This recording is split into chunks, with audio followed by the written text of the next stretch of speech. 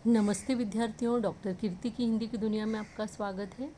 आज मैं आपके लिए कक्षा 8वीं हिंदी सुलभ भारती इसका 6वां अध्याय यूनिट 1 से ज़रा प्यार से बोलना सीख लीजिए। यह एक कविता है जो लेकर आई हूँ व्याख्या यानी कि एक्सप्लेनेशन के लिए। इसको लिखा हुआ है रमेश दत्त शर्मा जी ने।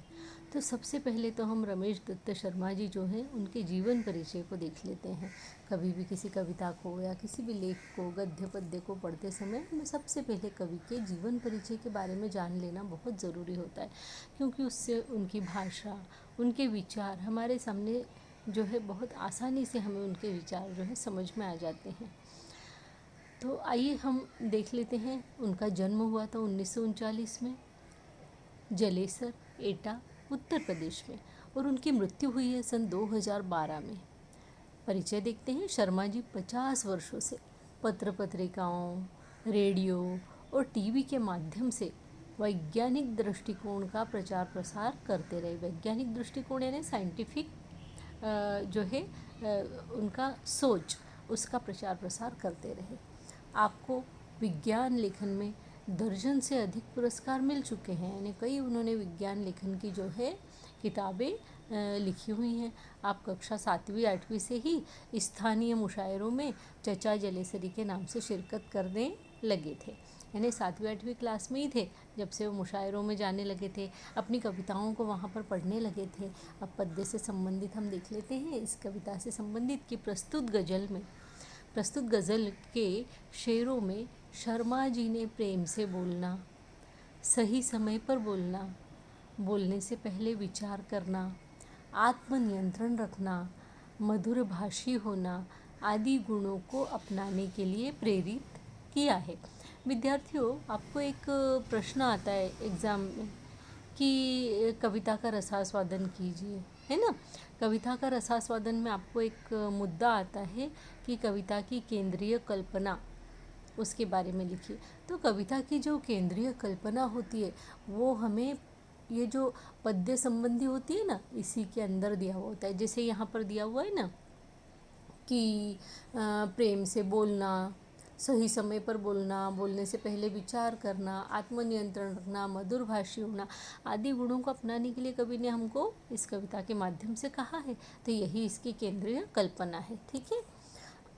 आपका मानना है, यानी लेखक का मानना है, कवि का मानना है कि हमेशा होठ सीकर बैठना उचित नहीं है, यानी चुपचाप बैठना हमेशा उचित नहीं है, सही नहीं है। आवश्यकता अनुसार आक्रोश प्रकट करना भी ज़रूरी है। आक्रोश यानी क्या? गुस्सा, है ना, प्रकट करना यानी दिखाना, वो भी बहुत ज़रूरी हो जाता है। यानी हमेशा क्यों चुपचाप बैठा जाए, है ना। आइए देख लेते हैं कि किस तरीके से इन्होंने लिखा है। तो सबसे पहली जो लाइनें हैं दो, वो दी हुई है कि वाणी में शहद घोलना सीख लीजिए, ज़रा प्यार से बोलना सीख लीजिए। यहाँ पे जो कवि हैं वो हमसे ये कहना चाहते हैं कि मतलब मनुष्यों से बोलना चाहते हैं कि हे मनुष्य, थोड़ा अपनी जो वाणी है, आपकी जो भाषा है, उसके अंदर शहद घोल लो, है ना, शहद जैसी मिठास घोल लो, और ज़रा प्यार से बोलना जो है वो सीख जाओ। क्योंकि जब तुम दूसरों से प्यार से बोलोगे, मिठास के साथ में बोलोगे, तो सामने वाला आपसे प्रभावित होगा, आपकी बातों को मानने लगेगा। यानी मीठी वाणी में बड़ा जादू होता है। ये यहाँ पे लेखक या कवि जो है वे हमें समझाना चाहते हैं। तो यहाँ पे लेखक ने हमें क्या सीख दी है कि मधुर भाषी बनो। ठीक है। दूसरी लाइनें देखते हैं। चुप रहने के यारों बड़े फ़ायदे हैं। चुप रहने के यारों बड़े फ़ायदे हैं, ज़ुबां वक्त पर खोलना सीख लीजिए। यहाँ पे देखिए, सबसे पहले आपको मैंने ऊपर वाले मीनिंग्स नहीं बताए ना, तो पहले वो देख लीजिए। वाणी यानी कि बोली, भाषा, है ना। शहद यानी यहाँ पे शहद का मतलब हनी से नहीं है बल्कि मिठास, है ना। घोलना यानी मिक्स कर लेना। ये सीख लीजिए यानी लीजिए, ऐसा। यहाँ पे आगे देख लेते हैं दूसरी लाइनें। चुप रहने के यारों बड़े फ़ायदे हैं। यारों यानी दोस्तों, ठीक है। ज़ुबां वक्त पर, ज़ुबां यानी ज़ुबान, हमारी ज़बान, उसको वक्त यानी सही समय पर खोलना सीख लीजिए। वक्त यानी समय। तो यहाँ पर वो क्या बोल रहे हैं, माना कि चुप रहने के बहुत फ़ायदे होते हैं दोस्तों। ये यहाँ पर लेखक या कवि जो हैं ये हमसे बोलना चाहते हैं कि माना कि चुप रहने के अनेक फ़ायदे होते हैं दोस्तों। जुबां वक्त पर खोलना सीख लीजिए। वे कहते हैं लेकिन क्या होता है, जब आवश्यकता हो, वक्त हो, तभी हमें अपना जो है मुंह खोलना चाहिए। हमें दूसरों को कुछ सिखाना हो, कुछ बताना हो, सलाह मशवरा देना हो, तो वो हमें सही समय पर देना चाहिए, सही वक्त पर देना चाहिए। उसके अनेक लाभ होते हैं। यानी अगर हम चुप रहें तो हमारी एनर्जी भी बच जाती है ना, और हम उसको हम किसी अच्छे काम में लगा सकते हैं। और दूसरी बात कि चुप रहने से कई बातें ऐसी होती है जो पहले सुन ली जाए और बाद में उसके ऊपर अपने विचार रखे जाए, तो वो ज़्यादा अच्छे से हम रख पाते हैं, बजाय कि आधी अधूरी बात सुन के और अपने विचार वहाँ रखें। तो ये यहाँ पर सिखाना चाहते हैं हमको, है ना। क्या कहते हैं यहाँ पर कि लेखक यहाँ, कवि यहाँ हमसे कहना चाहते हैं कि जब जब भी ज़रूरी हो तभी सही वक्त पर अपनी ज़ुबान खोलना सीख लो। अगली दो पंक्तियाँ देखते हैं। कुछ कहने से पहले ज़रा सोचिए। यानी यहाँ पर वे क्या कह रहे हैं कि अगर आपको कुछ कहना है तो पहले सोच लो, आप क्या कहने जा रहे हो उसके ऊपर विचार कर लो और फिर बोलो। ख्यालों को खुद तोलना सीख लीजिए। यानी जो भी आप बोलने जा रहे हैं उन ख्यालों को, उन शब्दों को, है ना, ख्याल यानी तो विचार होता है। यानी आप जब जो बोलने जा रहे हैं उसके ऊपर आप विचार करेंगे तो उन विचारों को पहले खुद तोलने की आदत बनाओ, खुद तोलना सीख लो। यानी वो सही है या गलत है। कहीं ऐसा ना हो कि मैं ये बात बोल दूँ और सामने वाले को बुरा लग जाए, उसको चोट पहुँचे, उसको दुख पहुँचे। तो यानी हम सामने वाले को दुख तो नहीं पहुँचा रहे, पहले ये सोच लो और उसके बाद में जो है बोलो। तो यहाँ पे जो कवि है वो हमको ये बताना चाह रहे हैं कि भाई जो वाणी होती है हमारी, हम जो कुछ बोलते हैं वो कितना असरकारक होता है। कि क्या कहा जाता है ना ऐसा कि मार के घाव जो है वो भर जाते हैं, लेकिन जो बोल के घाव रहते हैं वो नहीं भरते। तो बस वही बात यहाँ पे सिद्ध हो जाती है कि भाई जो बोले हुए शब्द रहते हैं ना वो इंसान कभी नहीं भूलता। मारे हुए के तो जो निशान पड़ जाते हैं वो समय के साथ में जो है मिट जाते हैं। एक बार मार लेना सही है, लेकिन जो है बुरा किसी को बोलना, अपमानजनक बोलना, ये बिल्कुल भी सही बात नहीं है। यहाँ पे हमें हमारे जो है बोलने के, जो हम बोलते हैं उसके महत्व को यहाँ पे बताया गया है कि क्या महत्व होता है अच्छा बोलने का, और जो बुरा बोला जाता है उससे क्या नुकसान हो सकता है। आगे देखिए। तू तड़ाक हो या फिर हो तू मैं, अपने आप को टोकना सीख लीजिए।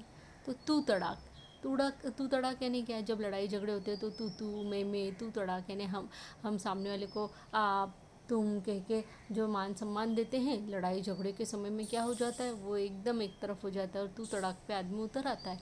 तो यहाँ पे वे बोल रहे हैं चाहे कितनी लड़ाई झगड़े क्यों ना हो जाए, है ना, चाहे कितने ही मतभेद क्यों ना हो जाए, यानी कि आपको उनके विचार अच्छे नहीं लग रहे, उनको आपके विचार अच्छे नहीं लग रहे और इसी कारण जो है लड़ाइयाँ हो रही, तो ऐसा हो क्यों नहीं जाए। अपने आप को जो है टोकना सीख लीजिए।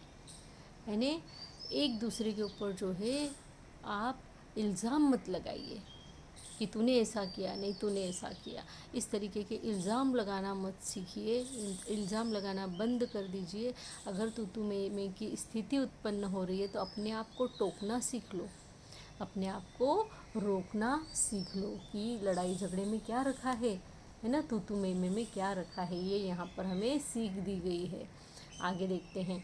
पटाखे की तरह फटने से पहले, यहाँ पे पटाखे की तरह फटने से पटाखा कैसा होता है, एकदम चुपचाप, और जैसी उसमें तीली लगाई जाती है वैसी वो ज़ोर से जो है फटता है। तो पटाखे की तरह यानी एकदम चुपचाप बैठे और एकदम से फट गए। ऐसे फटने से पहले रोशनी के रंग घोलना सीख लीजिए, है ना। यहाँ पे हमको कवि कहना चाहते हैं कि भाई पटाखे की तरह फटा मत करो, यानी गुस्सा मत किया करो जहाँ वहाँ, बल्कि रोशनी के रंग घोलना सीख लो, यानी प्यार के रंग जो है वो घोलना सीख लो, लोगों के जीवन में उजाला करना सीख लो, लोगों को खुशियाँ और सुख देना सीख लो। ये यहाँ पर हमें कवि कहना चाह रहे। कवि कहते हैं गुस्सा करने से कभी किसी का कुछ फ़ायदा नहीं होता, बल्कि आप प्यार से बात करो, प्यार के रंग एक दूसरे में जो है फैलाओ। तो ये चीज़ हमें सीखना चाहिए, ये यहाँ पर कवि कह रहे हैं। अगली लाइनें देखते हैं। कटु वचन तो सदा बोते हैं काटे, कटु यानी कड़वे, वचन यानी बोल, सदा यानी हमेशा। जो कड़वे बोल होते हैं, कड़वी बातें होती हैं, वे हमेशा क्या करती हैं, मनुष्य के जीवन में कांटे बोने का कार्य करती है, यानी कि संबंधों को बिगाड़ने का काम करती है। मीठी बोली के गुल रोपना सीख लीजिए। अब यहाँ पे कहा जा रहा है कि मीठी बोली जो होती है,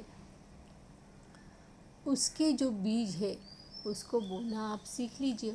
उस फूल के पौधे को लगाइए जिसमें जिसमें फूल लगते हो, ऐसे पौधे को लगाइए, कांटे वाले नहीं। तो यहाँ पे कहा जा रहा है कि कटु वचन बोलने से सदैव बचे रहे, क्योंकि मीठी बोली के गुल रोपना आपको सीखना बहुत ज़्यादा ज़रूरी है। क्योंकि जो कटु वचन होते हैं वे हमेशा ही हमको क्या करते हैं, हमारे संबंधों को बिगाड़ते हैं, रिश्ते नातों को बिगाड़ते हैं। लेकिन मीठी बोली से हमेशा रिश्ते नाते बहुत अच्छे से संभले हुए रहते हैं। तो यहाँ पर मीठी वाणी का महत्व हमें बताया गया है, और कटु वचन जो होते हैं, कड़वे वचन जो होते हैं, उसके होने वाले जो है नुकसान वो हमें बताए गए हैं। अगली 2 लाइनों में कवि कहते हैं, बात बेबात कोई चुभने लगे तो बदल कर उसे मोड़ना सीख लीजिए। यानी कई बार ऐसे प्रसंग हमारे जीवन में आ जाते हैं कि किसी की बोली हुई बातें जो है वो हमको चुभने लगती है ना। कोई अगर बुरा बोलता है तो वो हमें चुभने लगता है, तो वो कह रहे हैं बदल कर उसे मोड़ना सीख लीजिए। अगर ऐसा होता है तो फिर आप क्या करो, उस बात को प्यार से जो है एक नया मोड़ दे दो, ताकि उस समय पर जो वो परिस्थिति बनी हुई है कड़वाहट की, जो चुभने वाली, वो बदल जाए और वातावरण जो है एकदम प्रसन्न चित्त हो जाए, ऐसा यहाँ पर कवि कहना चाहते हैं। तो कवि क्या कह रहे हैं यहाँ पर कि चुभने वाली बातों को एक कान से सुन के दूसरे कान से छोड़ दो, और जो है उस परिस्थिति को नया मोड़ देकर उस वातावरण को जो है बिल्कुल हंसी खुशी से भर दो। ये यहाँ पर हमें बताना चाहते हैं, यानी कि जितना हो सके खुशियों को फैलाओ। ये यहाँ पर जो कवि है वह हमें कहना चाहते हैं। आखिरी की 2 लाइनें देखते हैं। ये किसने कहा, होंठ सीकर के बैठो। सीकर यानी सुई धागे से जो सिला जाता है, वो इसका मीनिंग है यहाँ पे सीकर। तो ये किसने कहा है कि होंठ सी के बैठो, ज़रूरत पे मुंह खोलना सीख लीजिए। यानी यहाँ पे लेखक बोल रहे, मैं तुमको बोल रहा हूँ कि भाई कोई कड़वे वचन बोले तो एक कान से सुनो, दूसरे कान से छोड़ दो, वातावरण में जो है प्रसन्नता फैलाओ, कटु वचन मत बोलो, अपनी जो वाणी है, अपनी जो भाषा है, बोली है, उसके अंदर मिठास लेकर आ जाओ, लोगों में जो है मिठास फैलाओ, न कि कड़वाहट, है ना। किसी को भी ऐसी बातें मत बोलो जिससे उसको जो है दुख पहुँचे, कष्ट पहुँचे। ये सारी बातें हमें सिखा रहे हैं कवि, लेकिन अंत में वे बोल रहे हैं कि मैंने तुमसे ये नहीं कहा कि होंठ सीकर बैठ जाओ। यानी ये किसने कहा, होंठ सी के बैठो। यानी मैंने तुमसे ये नहीं कहा है कि तुम अपने होंठ बिल्कुल बंद करके ही बैठ जाओ, क्योंकि कटु वचन नहीं बोलना है तो चुप बैठो, किसी के बीच में नहीं बोलना है तो चुप बैठो, किसी को टोकना नहीं है, बुरा न लगे तो चुप बैठो। ये मेरा कहने का मतलब नहीं है। वे बोल रहे हैं ज़रूरत पे मुँह खोलना सीख लीजिए। वे कहते हैं कि जब ज़रूरी है, किसी को हमारी ज़रूरत है, उस समय पे मुँह खोलना ज़रूर सीख लीजिए। क्यों? क्योंकि अगर कोई ऐसा काम हो रहा है आपके सामने जो बिल्कुल सही नहीं है, तो ऐसे समय में चुप बैठना ये सबसे बड़ी मूर्खता है।